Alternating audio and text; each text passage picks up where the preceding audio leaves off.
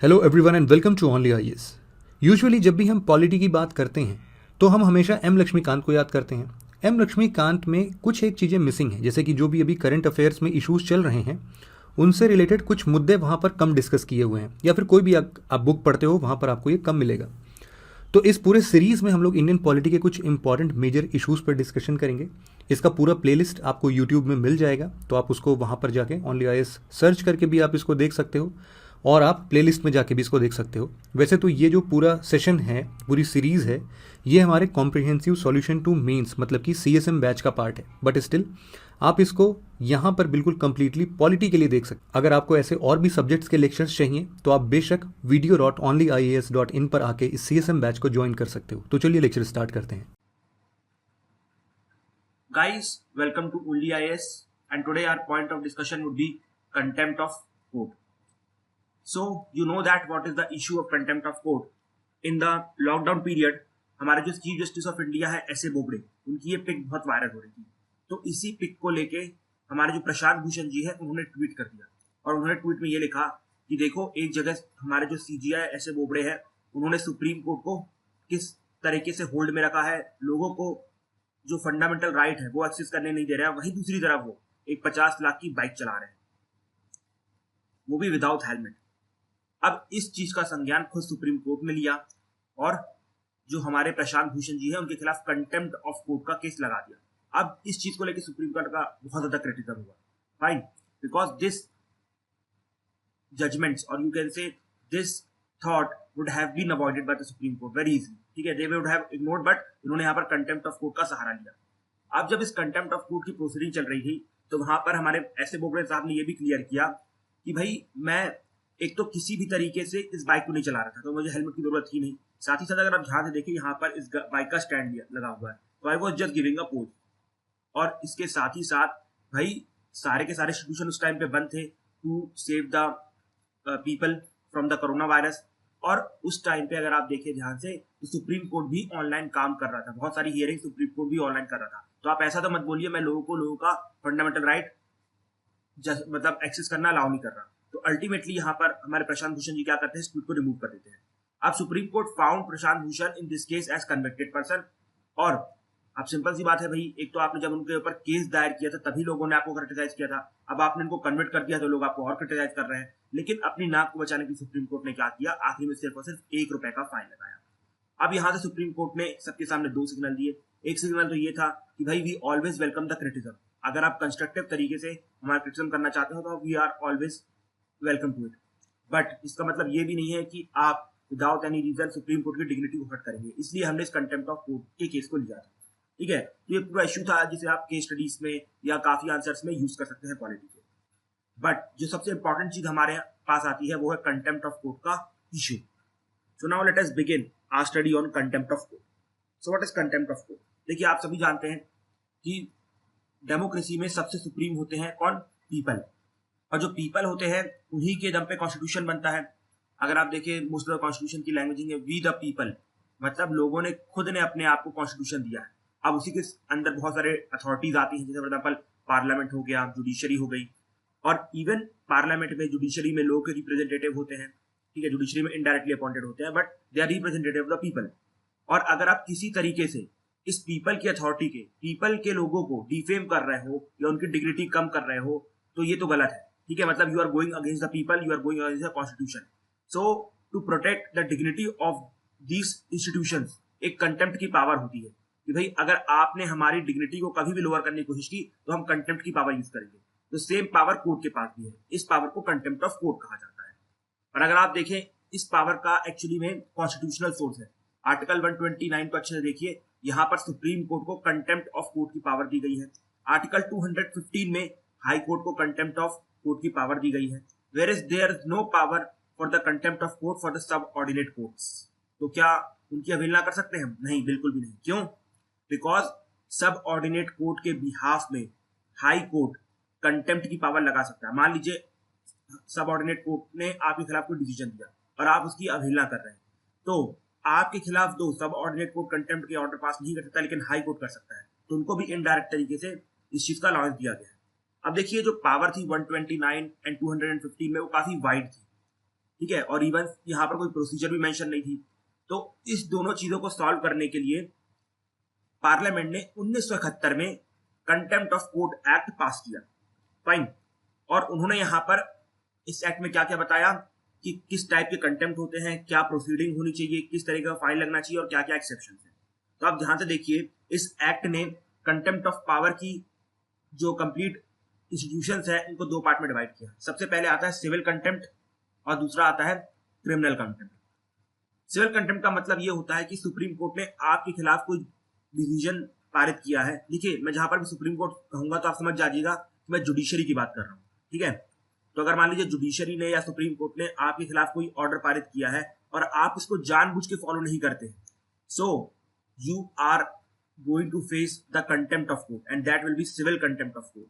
अगर you are civil wilfully disobeying the authority of Supreme Court, मतलब जो उनके ऑर्डर आए हैं आप उनके अगेंस्ट जा रहे हो या उनको फॉलो नहीं कर रहे हो, तब आप कह सकते हैं कि आपके ऊपर सिविल कंटेम्प्ट का कोर्ट केस चल सकता है, ठीक है।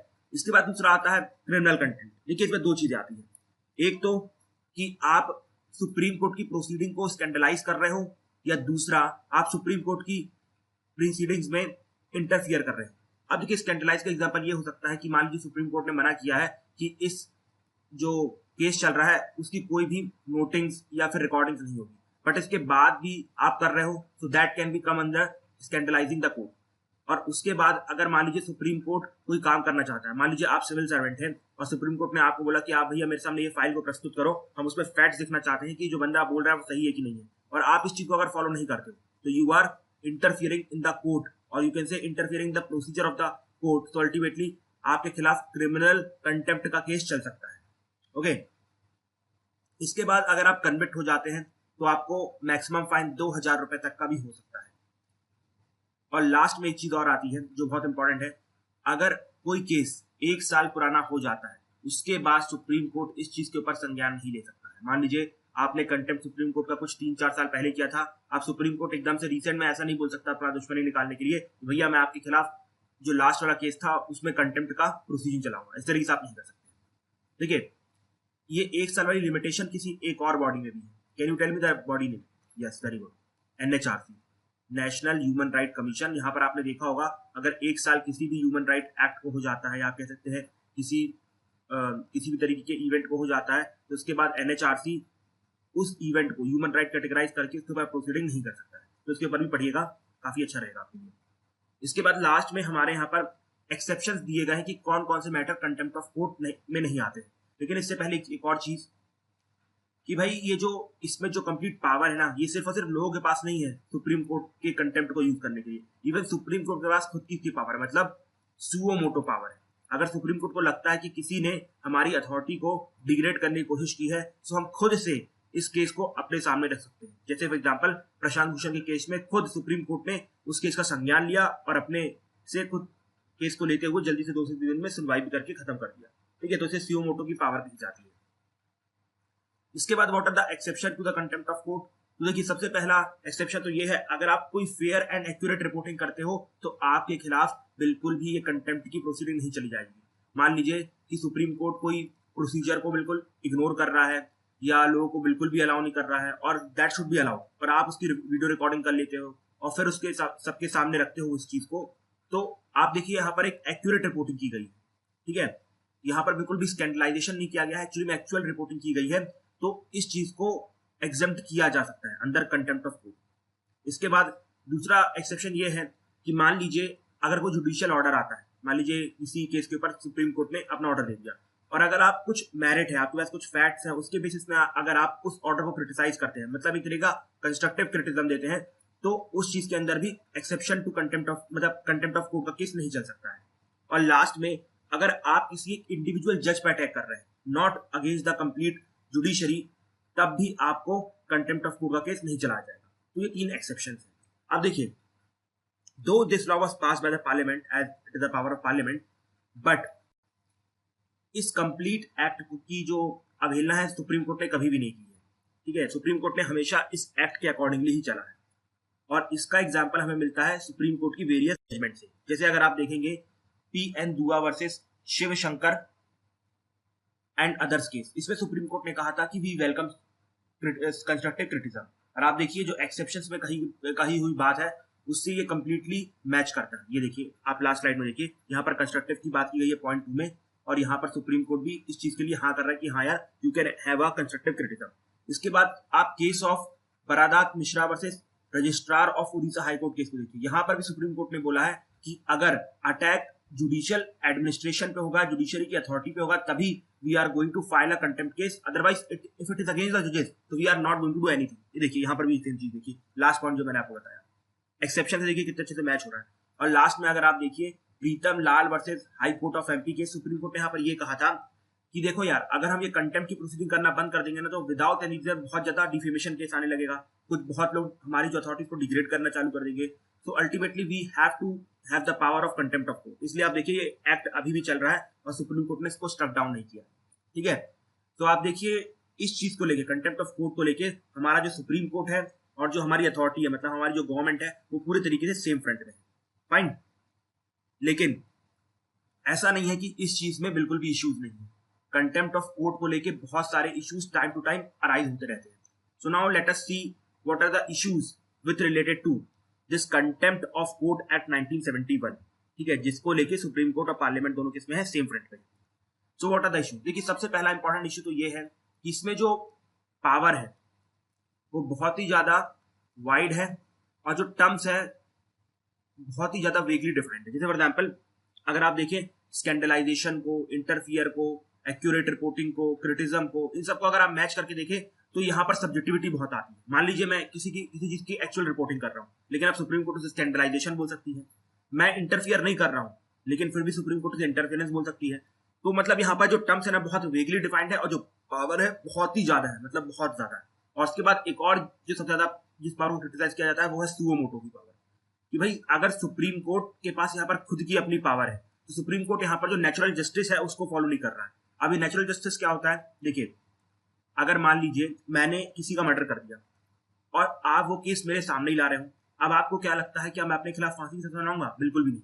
तो नेचुरल जस्टिस का वही मतलब होता है कि मतलब कोई भी अपने खुद के केस में जज नहीं हो सकता है। लेकिन आप यहाँ पर देखिए एक तो सुप्रीम कोर्ट के पास जो पावर है बहुत ज्यादा वेग है, वर्ड्स बहुत ज्यादा वेगली डिफाइंड है। ठीक है, उसके बाद आप नेचुरल जस्टिस को भी फॉलो नहीं कर रहे हो। ठीक है, बिकॉज यहाँ पर आप खुद अपने खिलाफ कंटेम्प्ट का केस सुन रहे हो, तो इसलिए जो कंटेम्प्ट की पावर है ना उसको बहुत ज्यादा क्रिटिसाइज किया जाता है।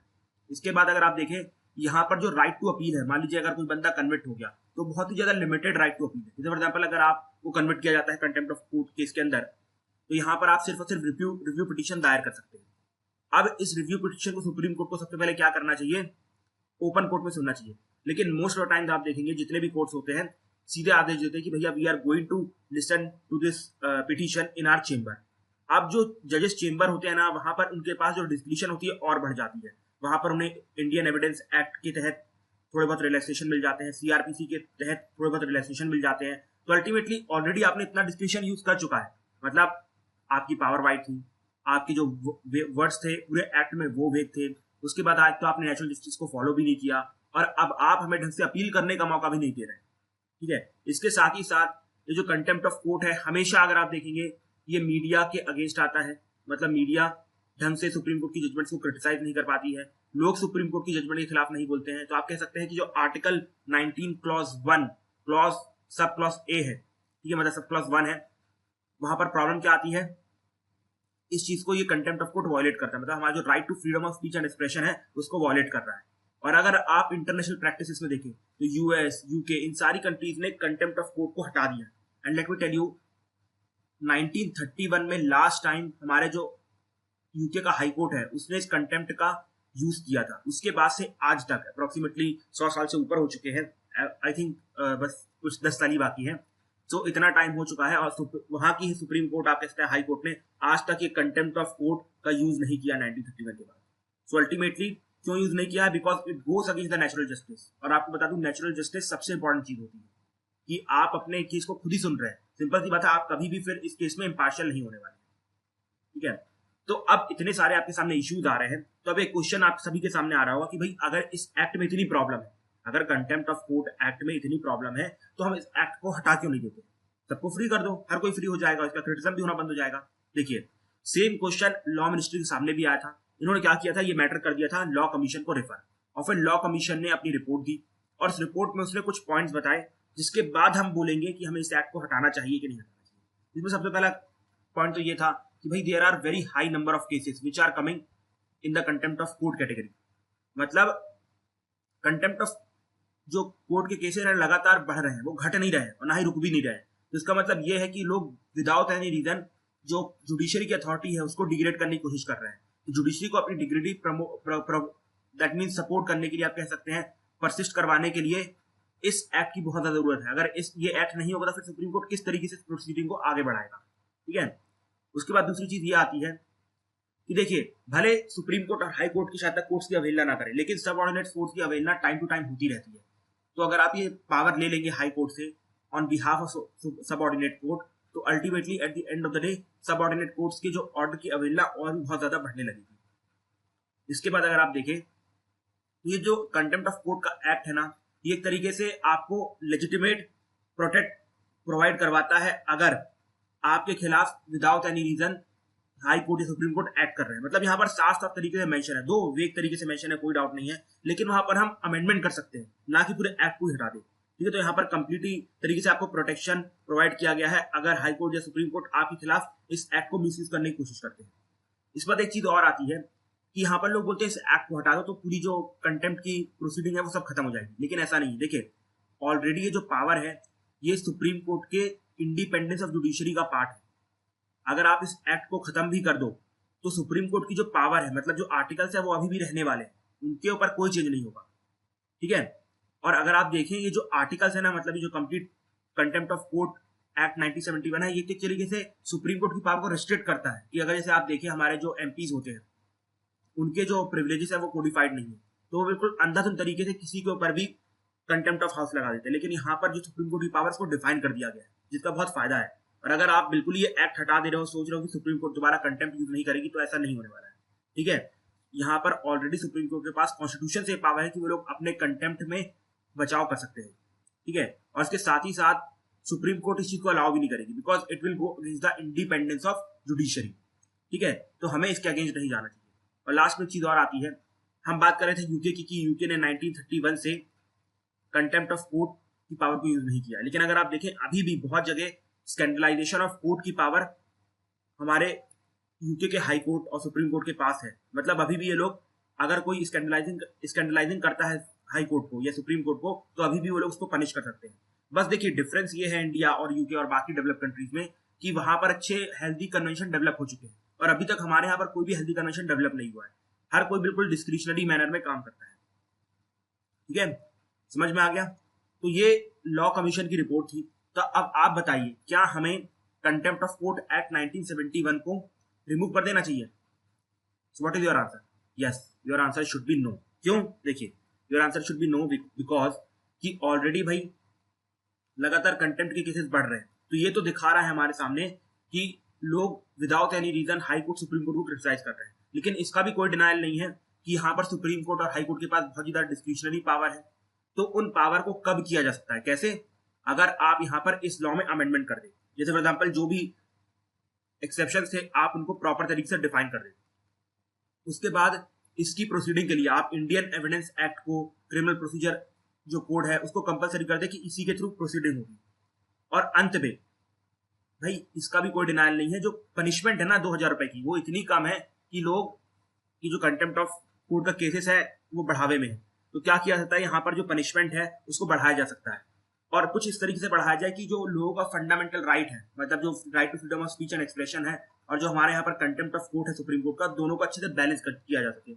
अगर जब दोनों बैलेंस में होंगे तभी एक हेल्दी कन्वेंशन डेवलप होगा और हम भी एक तरीके से यूके और यूएस की राह पे चल पाएंगे। ठीक है, तो ये था हमारा पूरा point of discussion on contempt of court, and I hope आपको ये आर्टिकल अच्छे समझ में आया होगा। लास्ट में थोड़ा सा रिवाइज कर लेते हैं। हमने देखिए शुरू में ये देखा कि क्या क्या कॉन्स्टिट्यूशनल प्रोविजंस है रिगार्डिंग कंटेम्प्ट ऑफ कोर्ट, इसके बाद किस तरीके से पार्लियामेंट ने उसके ऊपर एक एक्ट बना के रखा है, उसके हमने प्रोविजन डिस्कस किए। सुप्रीम कोर्ट और पार्लियामेंट किस तरीके से इस एक्ट को लेके सेम फ्रंट पे है, उसको भी हमने डिस्कस किए। फिर what are the issues which are emerging from this contempt of court act 1971।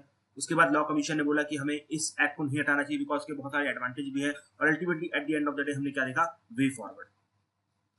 ठीक है, So this is all about today's issue, and I hope you must have enjoyed the lecture. So we will meet in the next lecture with some more interesting topic. So till that time, thank you and have a nice day, my dear friends.